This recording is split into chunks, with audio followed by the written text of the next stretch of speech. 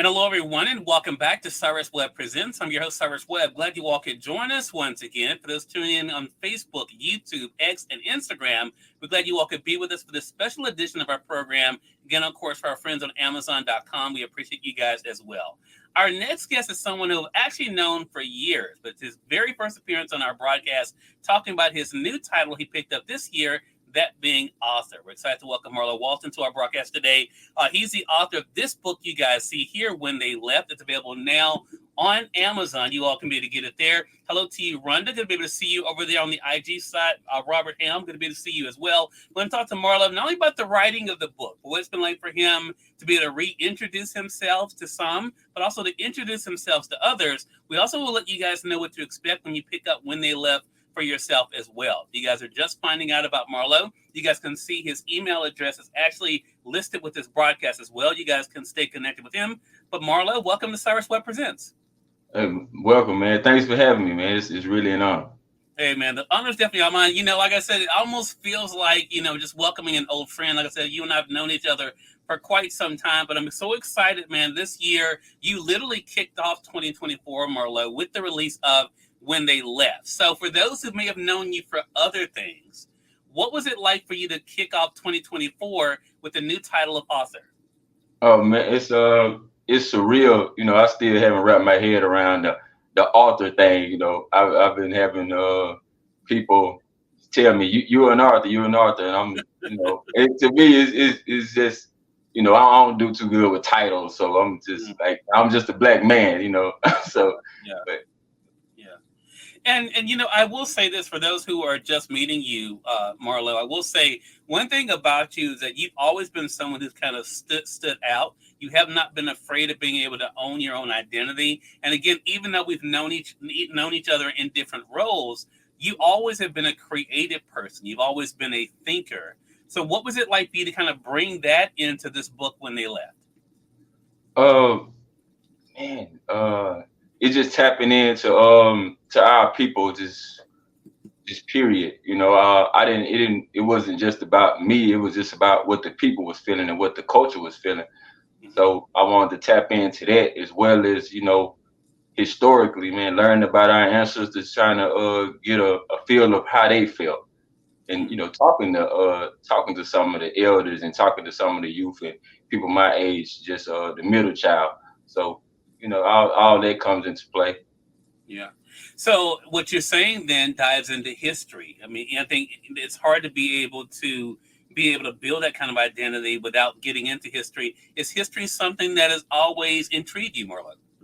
No, it wasn't. When you go into school, they don't really talk to you about actual Black history. They'll throw you Martin Luther King, Rosa Parks, and they'll throw you like a little just some symbolism.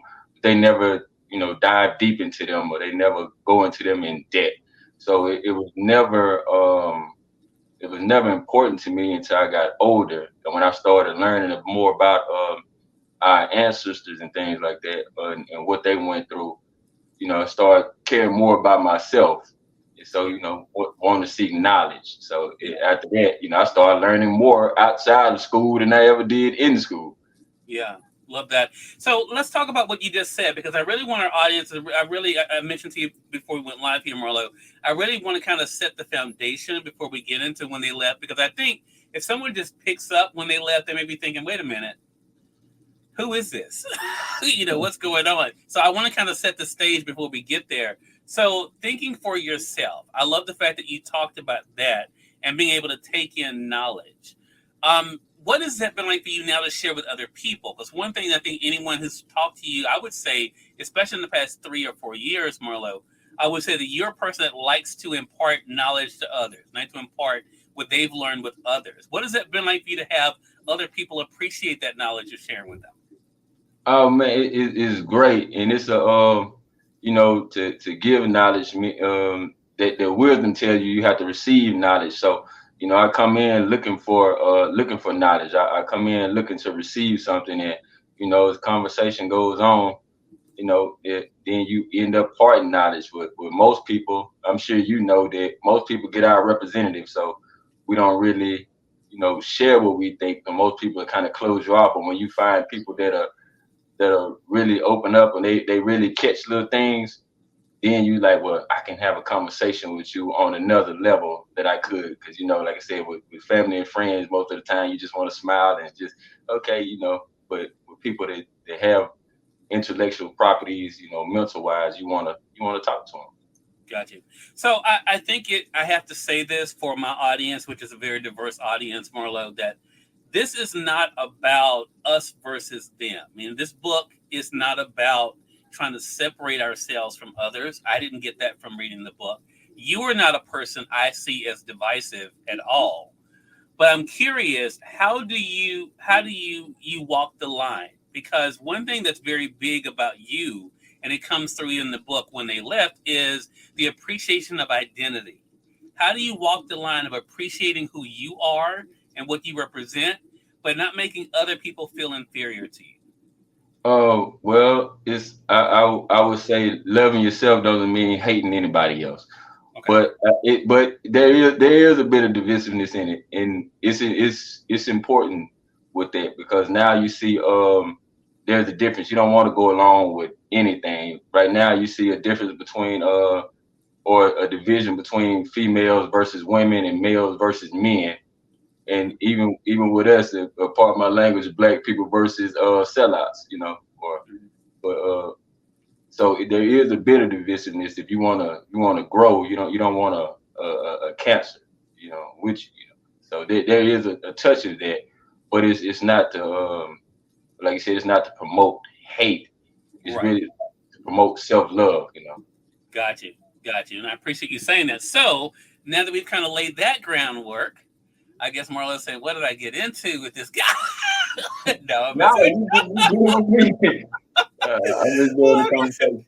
But so when they left, because I have to tell the story, Marlo. So I was getting my hair cut by our mutual friend Byron, and he says, "Hey, did you hear Marlo wrote a book?" And I was like, "No, I didn't hear Marlo wrote a book."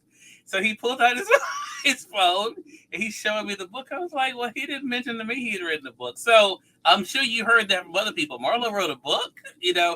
When did you realize you wanted to write a book? How did when they left? How did it come about?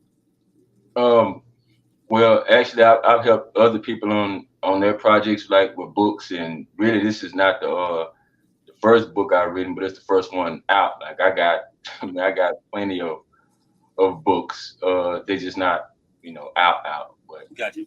they're in the chamber, rather to say. But man, it's been well received. I think part of what made me want to do that, man, I started noticing that a lot of our people start waking up to certain things, and I wanted to partially the reason why I wrote it was to navigate those certain things as well as provoke thought. So in writing the book, I came up with 4 principles, and those are 4 principles I think that we needed as a people, and that was self-love, self-defense, self-respect, and self-reflection.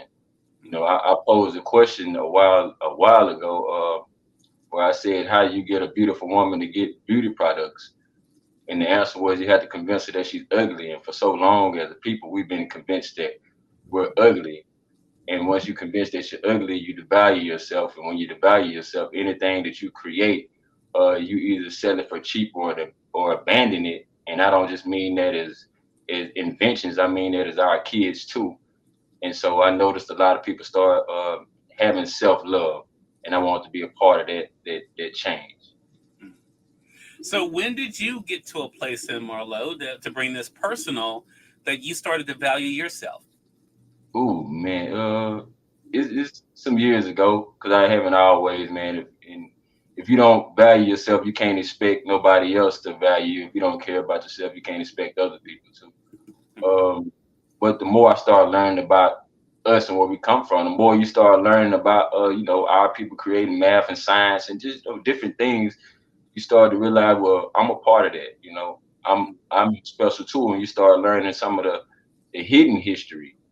You start to get some encouragement in yourself. Mm. So it was that, and learning how. people go out their way to try to make you feel bad. Some of these industries, we talk about mental health. Some of these industries are $1 billion industry. They Yeah. want to make you sick. They prefer, they put out things on television, things to make you sick and make self-hate. So, and it's not just for us, but I'm focused on us. But yeah, they put things out like that. So you start learning about your ancestors and things like that. You start to find a place of belonging. Gotcha. So we're gonna get into the book. I want to say for those who are just tuning in, you're watching Cyrus Webb Presents. Welcome. I see you guys over there on YouTube. Hello to you. Those are joining us on X, formerly Twitter. Appreciate you guys being on with us. Of course, as I mentioned, Instagram and Facebook. Appreciate you guys as well. We're speaking today with Marlo Walton. He's the author of the book When They Left. As you heard him just say, this is his first book that is published here on Amazon, but he has other books that are coming. So for those, again, who are just picking up the book, I want to kind of walk them through this. Marlo, is this your story? Is this fiction? Talk to us. But how do you describe When They Left when you're telling someone about it? Well, it has some historical references in it. It's not my story, but there are some truths in it, and there's some fiction in it.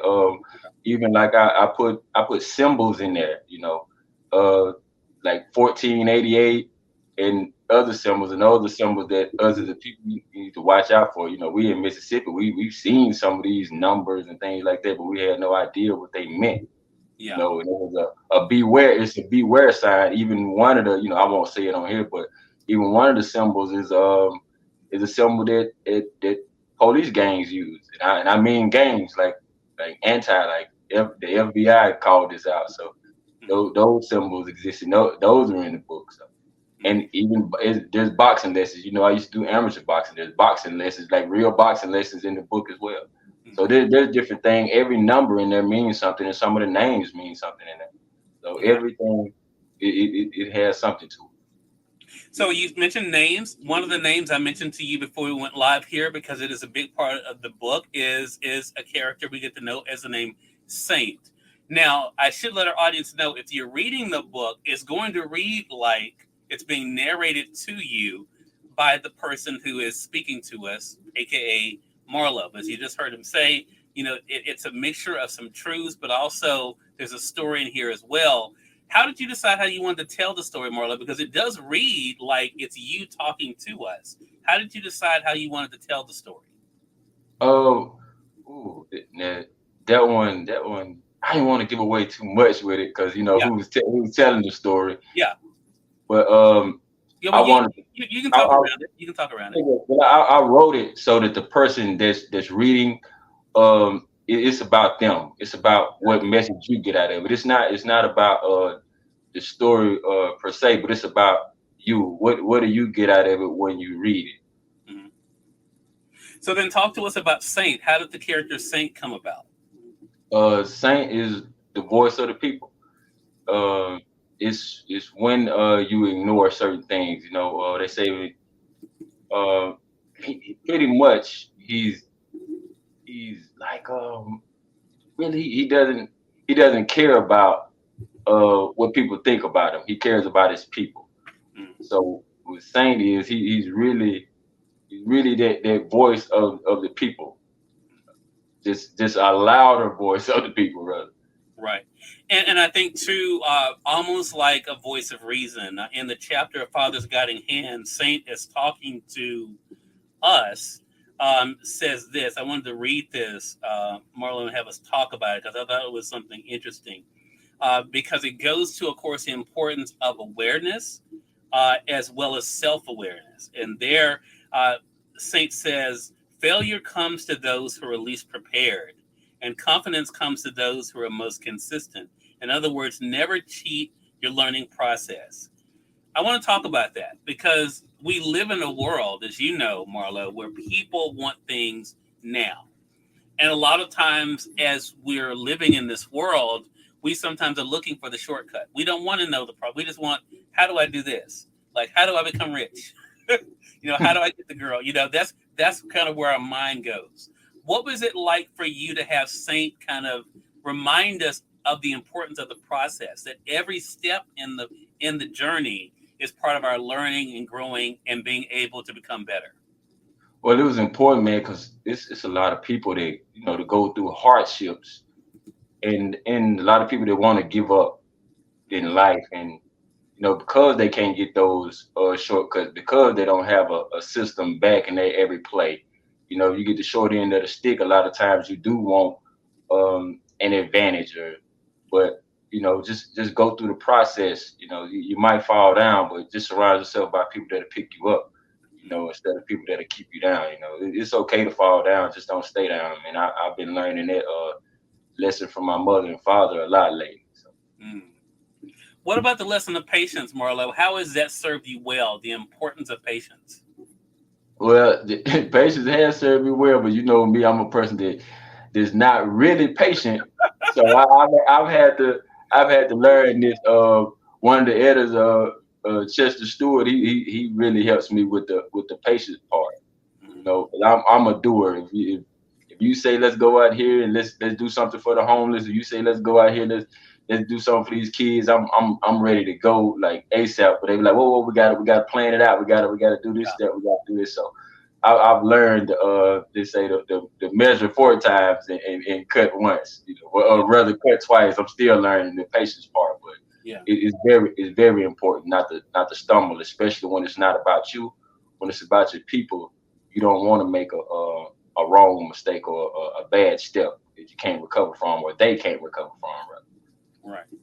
We all have heard the saying, or most of us have heard the saying, Marlo, each one teach one. It seems like you've really embraced that. I have noticed even in our interactions with each other over the past few years in particular, you seem to be really more intentional about the way you even talk to people. Is that something that's been easy for you to embrace the role of teacher for yourself? No, I mean that not at all. But I know how I would like to be approached, and Okay. how I've been dealt with. My lessons come from other people, so as well. And you just soak in all the wisdom. Some people call it game, but I just call it knowledge.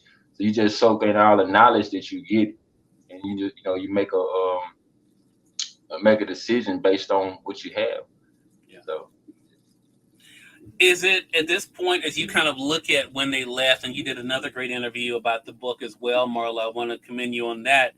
Um, has it been easy for you to pat yourself on the back and say, you know what, I did that. I set out to do this thing, to write this book, and I've done it. Has that been easy for you to pat yourself on the back and give yourself credit for what you've done up until this point?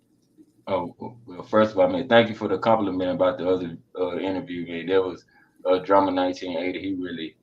He really made it easy, just like you. But now I don't do symbolism like patting myself on the back. Now, I mean, it's a good thing. I would, if it translates into something tangible, if it translates into our people getting it and using it for something tangible, then I pat myself on the back. But until the end, I'm just pushing forward. Hmm. So then, okay, you mentioned getting something from it then. So for our audience that are just finding out about the book, again, the link is there. They can go ahead and get it for themselves here on Amazon. What do you want them to take away from the book? I want them to learn about themselves. Like I said, those 4 principles that I gave you: the self-love, self-defense, self-respect, and self-reflection. Those are some of the keys. But in it, there's hidden messages that there's not just one big message. There's a lot of little ones and some huge ones too. It's for them to get. Education is something, people feel very differently about. When I was in school many years ago, uh, kids were not as excited about learning. They kind of made fun of kids like myself that actually did study, right? That didn't have a life. Of course, I still don't have a life, but that's another interview. But but it seems like to me, Marlo, that you are really trying to show that we have to rethink the way we look at knowledge, because a lot of young people don't see the value, right, of looking behind. They don't see the value of anything that's not what they're dealing with right now. How have you been able to, because I know you do work with young people, how have you been able to help them understand the importance of knowledge and the importance of them learning so that they can become better today? Well, first part is understanding. They really do want knowledge. It is when we talk about the kids are lost. We never talk about who lost them. You know, it's a process. You know, and you know insecurities. You know, you have the a lot of insecurities even as kids that they will uh mock something that they can't do themselves, you know, as Right. kids. But you know that starts at the home, you know, like you said, that's part of what's in the book too. You know, even like the intro, it talks about the elder class, the middle child, and the youth. You know, we have to work together on it. And you know, that's why I always, when I heard that the crabs in a bucket statement, I never really liked it because crabs in the wild don't pull each other down. It's the bucket, and the bucket symbolizes environment. And we never talk about who put the crabs in the bucket in the first place. And even in the wild, when a stingray tries to eat a crab, the crabs with the harder shells climb on top of the one with the softer shells to protect them. So we got to rethink what we're really seeing in that bucket. Mm. That's interesting. Hey, Dr. Bam, I'm going to be able to see you over there on the West Coast. Appreciate you joining us on Facebook. It's funny you brought that up. I did an interview years ago for one of the TV stations in Mississippi. I was interviewing an author who wrote a book, and we were talking about the crabs in the bucket. And he helped me to see that in a totally different way. So it's so interesting that you bring that up because I think when we normally hear that, we normally think it's the crabs trying to keep the other crabs from making it out.